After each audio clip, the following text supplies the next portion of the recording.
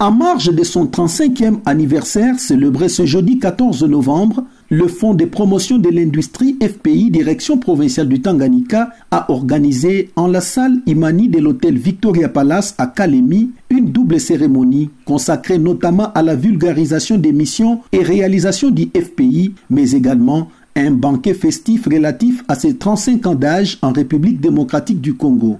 Honoré par la présence des autorités politico-administratives de la province, dont le vice-président de l'Assemblée provinciale, le maire de la ville de Kalemi, les députés et ministres provinciaux, les membres du comité de sécurité et une délégation du FPI venue de Kinshasa, le directeur provincial Désiré Banza Kilumba, qui a rendu ses hommages au chef de l'État Félix Antoine Tshisekedi Tshilombo, ainsi qu'au mandataire du FPI, a expliqué à l'assistance les missions du Fonds de promotion de l'industrie, ses réalisations au Tanganyika, ainsi que les modalités d'accès à son financement. Nous sommes convaincus que la présente assise sera réellement une occasion d'échange pour mieux connaître cet instrument de l'État congolais au service de l'éclosion de notre secteur industriel.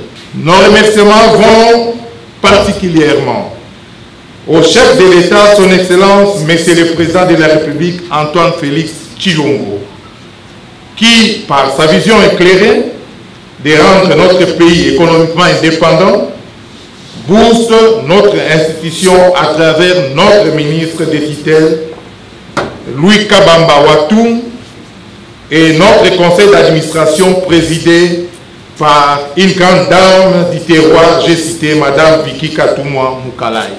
Nos remerciements s'adressent aussi à notre direction générale, conduite de main de maître par le directeur général Bertin Moudimbo, qui ne ménage aucun effort pour faire du FPI un véritable instrument au service de l'État pour l'éclosion de l'industrie congolaise.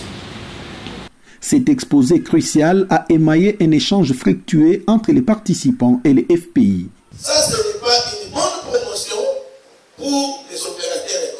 L'exonération peut être partielle, l'exonération peut être totale.